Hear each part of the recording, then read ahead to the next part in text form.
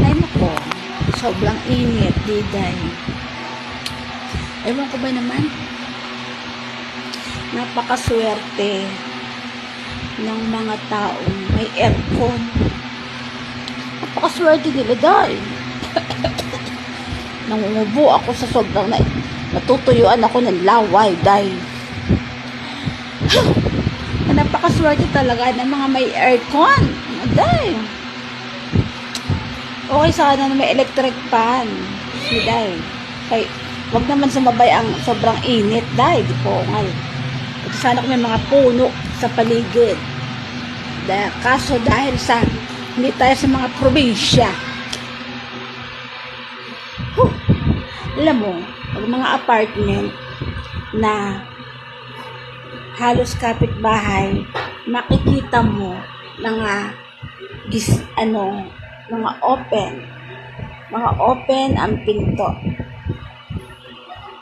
Mga open ang pinto, open ang mga bintana. Wapakers, pag mga nagtatrabaho dito sa lugar na to. Siyempre, halos tabi-tabi apartment. At siyempre, puro mga nagtatrabaho, lalo na kung panggabi. Kaya, Diyos me day, huwag ka na magtaka. Huwag ka na magtaka, basta papasok sa loob ng bahay. Oo nga. Kasi alam mo, sa panahon ngayon, usong-uso talaga ngayon ang panahon na sobrang init. Dahil walang mga aircon, ang nangyayari, tutok ang tricycle. Tutok mo talaga ang tricycle, ang electric fan. O, diba? Masayang-masaya kasi nakatutok ang electric fan. Pero, sa tingin mo, saan nakatutok ang electric fan? Ha? Sa'yo, sa tingin mo, ano nakatutok ang electric fan? Kasi tag-init ngayon. Di mo alam kung saan.